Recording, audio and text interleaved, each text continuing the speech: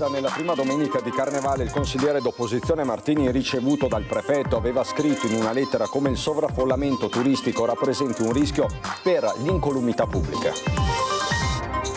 E con la città assediata dai turisti per Carnevale, il sindaco Brugnaro torna a parlare dei tornelli. Ci vorrà del tempo, dice, ma tra qualche anno arriveranno. Venezia è arrivata a un punto di non ritorno con i borseggiatori, le parole di Riccardo Cainazzo, il gondoliere sentinella che tra avvistamenti e corse tra le calli aiuta a sventare i furti. La Lega a Venezia chiede di stabilire il divieto assoluto con sanzioni d'aspo e multa di nascondere il volto in luogo pubblico, primo firmatario della mozione Alex Bazzaro. Per la sicurezza sul lavoro e il diritto alla cittadinanza, a Mestre la CGIL ha avviato la campagna referendaria sui 5 quesiti che saranno votati quest'anno. Pasticceria a conduzione familiare pilotata al fallimento, 3 imprenditori veneziani denunciati per bancarotta fraudolenta, l'operazione della Guardia di Finanza di Treviso. Il vicequestore a Padova della Polizia di Stato Pasquale Scognamiglio da domani assumerà l'incarico di dirigente reggente della Digos a Venezia.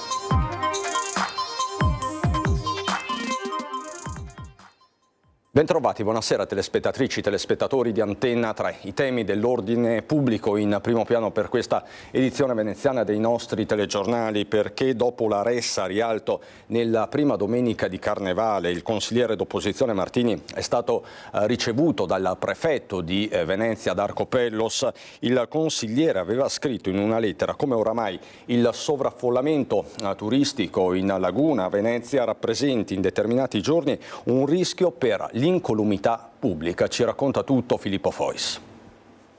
Il Carnevale è purtroppo una questione di turismo e non una questione di cittadinanza. Una volta il Carnevale era il Carnevale dei veneziani da sempre. Ci sono ormai anni in cui il Carnevale è diventato un vissuto dai turisti e subito dai veneziani. A Venezia erano già avvenuti intasamenti con migliaia di persone ammassate l'un l'altra, prigioniere di una folla che non può più avanzare o tornare indietro. Ma che andasse al collasso un'area ampia e cruciale come Rialto e il suo ponte, spaccando di fatto in due la città, non si era ancora visto. Una situazione potenzialmente rischiosa persino per l'incolumità pubblica e per la quale il consigliere comunale d'opposizione Giovanni Andrea Martini ha chiesto un confronto direttamente al prefetto Darco Pellos. Diciamo che i tempi delle interrogazioni sono sicuramente più lunghi dei tempi del prefetto, nel senso che noi abbiamo scritto il prefetto ieri mattina e nella stessa mattinata abbiamo ricevuto la telefonata dello stesso prefetto che ci invitava stamattina ad essere lì. Di fronte a un'invasione che oramai pone un rischio sicurezza, nella sua lettera Martini chiedeva se per evitare il peggio il prefetto non ritenesse opportuno indicare un numero massimo di ingressi per l'accesso in città. Abbiamo trovato una persona che ascolta, ha recepito il problema, ha capito anche la tipologia di soluzione che prospettavamo, ha assicurato che porterà nelle sedi istituzionali anche superiori questo tipo di tema. L'altra faccia della medaglia dell'avvenuta turistizzazione di massa che domenica ha portato al collasso Rialto è questa. Venezia è quasi completamente spopolata e se oggi non ci fosse qualche decina di turisti a scattare fotografie dal ponte, queste strade sarebbero pressoché vuote. Persino il Canal Grande appare come ai tempi del lockdown. Peraltro Martini ha portato all'attenzione del prefetto altre questioni riguardanti il turismo. Quello legato alle key box, e cioè alla necessità dell'identificazione di chi arriva negli appartamenti turistici, e l'altro è il tema degli armadietti su cui depositare le valigie che oggi stanno proliferando a Venezia e che sono un problema di ordine pubblico e di sicurezza. E con la città assediata dai turisti per il Carnevale, il sindaco di Venezia Luigi Brugnaro torna a parlare dei tornelli. Ilaria Marchiori. In futuro, fra qualche anno, quando la gente capirà, metteranno i tornelli, perché è la cosa più democratica, meno impattante, meno costosa. E uno fa bippa e passa. Però attualmente, siccome le cose vanno digerite, vanno comprese, e l'importante è partire e farle, sono partito da quello che potevo. Parlando della folla a Venezia nella prima domenica di Carnevale, per il sindaco Brugnaro il contributo d'accesso sarebbe dunque solo il primo passo per gestire i flussi turistici in città, perché in futuro, ne è certo, ci saranno i tornelli. E sul numero chiuso spiega. C'è una legge europea sulla libertà delle persone, non si può fare il numero chiuso, per cui chi la propone, magari ci fa anche la campagna elettorale, sta dicendo delle cose che non sono realizzabili. Io faccio le cose che posso fare, che la norma mi consente di fare. E tra queste c'è proprio il contributo d'accesso che quest'anno, sempre in via sperimentale, inizierà il 18 aprile con un'estensione delle giornate di applicazione e un importo diverso a seconda dell'anticipo della visita in città. Quest'anno abbiamo già raddoppiato le date, però mi fa piacere che si cominci a chiedere, ampliamolo anche al carnevale, vuol dire che la cosa comincia a funzionare, era quello che non funzionava niente, se ricordate. La misura, specifica il primo cittadino, non coinvolgerà però i veneti. Esonera i veneti proprio perché sia un provvedimento che faccia capire a tutti che è un provvedimento per cominciare a ragionare sul tema della prenottabilità di una città. Non l'ha fatto nessuno al mondo ed è un tema culturale difficile, per cui ci vogliono degli anni, non sono cose che si tagliano o si improvvisano tanto a chilo. Intanto il Centro di Studi sull'Economia Turistica di Ca' Foscari sta esaminando i dati raccolti durante la prima sperimentazione del contributo nel 2024. Dai primi risultati emergerebbe che se il Veneto nei giorni del ticket ha visto un aumento del 12% delle presenze turistiche, a Venezia questo non si è verificato. E contro quello che potremmo definire come il caos carnevale scendono in campo anche le categorie economiche. Federico Fusetti. Sono giorni difficili per Venezia, il carnevale mette sotto pressione i mezzi di trasporto, gli accessi alla città, i luoghi più turistici e quindi amministratori e commercianti cercano soluzioni alternative per alleggerire l'affollamento. Lo sottolinea il direttore operativo di Vela, Fabrizio Doria, che parla di eventi diffusi come una sorta di rimedio al caos, creando opportunità perché i turisti scelgano 3-4 zone diverse del centro storico per fermarsi, ricordando anche che Piazza San Marco ha un limite di capienza di 27.000 persone. Sulla stessa linea anche l'ASCOM, l'associazione dei commercianti, che fa partire un'iniziativa. I mercatini diffusi in 4 sestieri diversi, 4 angoli della città, in Campo San Polo la fiera del cioccolato, in Campo Santa Margherita l'angolo della cultura, in Campo San Maurizio il Regno dei Golosi e in Campo Santa Maria Formosa il mercatino dell'artigianato. Contesti belli e decentrati che possono in qualche modo offrire anche l'occasione per le famiglie per portare il bambino per assaggiare qualcosa di nuovo, per comprare della cioccolata o un bellissimo prodotto artigianale.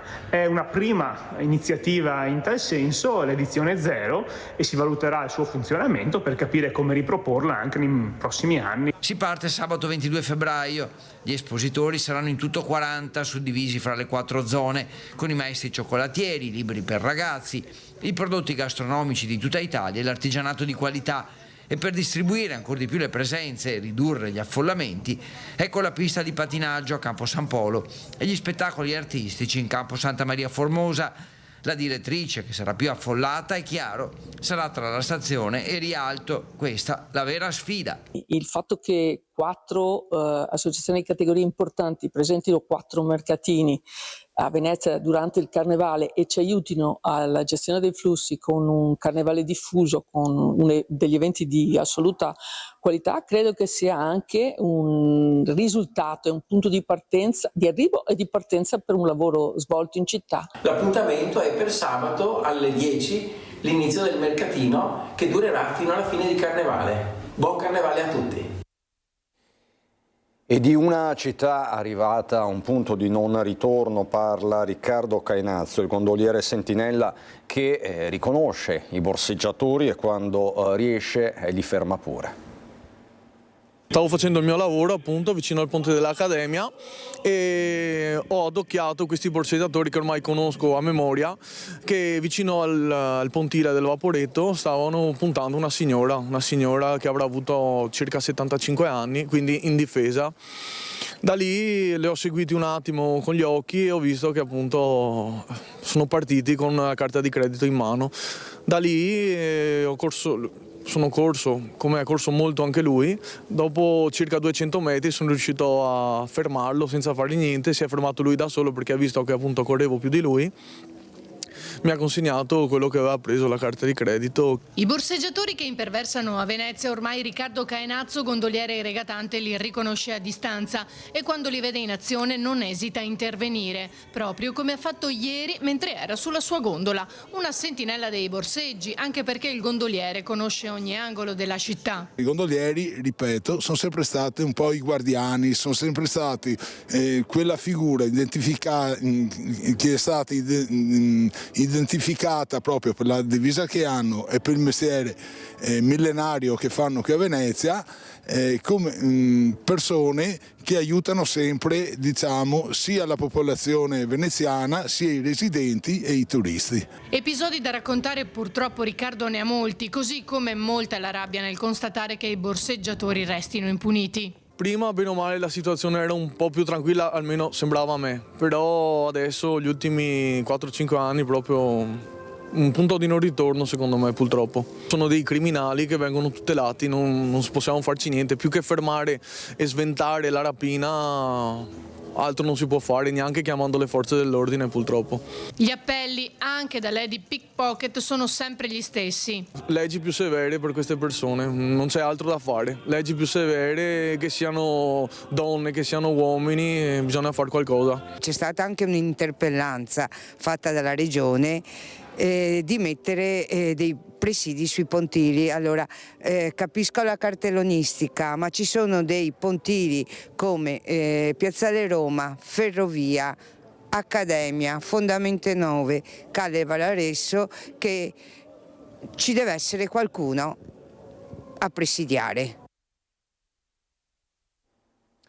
C'è anche Gemma Bracco, moglie dell'ex presidente della Biennale di Venezia, Paolo Baratta, tra le vittime di un finto maresciallo e di un finto avvocato per un bottino ingente tra denaro contante e gioielli. L'anziana è stata prima truffata e poi rapinata in casa, una vicenda che risale al 4 ottobre scorso, ma ora un 35enne napoletano presunto responsabile è stato arrestato per truffa e rapina aggravata. L'uomo è stato individuato dalla squadra mobile di Roma grazie alle immagini di videosorveglianza del palazzo e del telefono utilizzato per la truffa, cominciata con la richiesta alla donna di 6.500 euro da parte del finto maresciallo per evitare una denuncia alla figlia per l'investimento di una donna, fatto mai accaduto.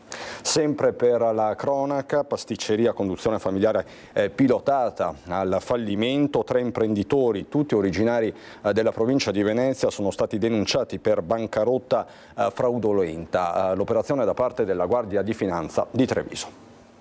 Sono state occultate le scritture contabili, è stato aggravato il dissesto di oltre 300.000 euro, è stata distratta l'azienda in favore di un nuovo soggetto giuridico costituito ad hoc, sono state compiute distrazioni patrimoniali per oltre 150.000 euro, il tutto in danno dei creditori della società dichiarata fallita. Tutte condotte perseguibili, quelle messe in atto dai 3 familiari originari del veneziano e titolari di una pasticceria nell'Interland trevigiano. L'operazione delle Fiamme Gialle di Treviso volta a contrastare le condotte finalizzate a sottrarre il patrimonio di attività insolventi. La pasticceria infatti è stata pilotata al fallimento e i 3 familiari sono stati denunciati per bancarotta fraudolenta.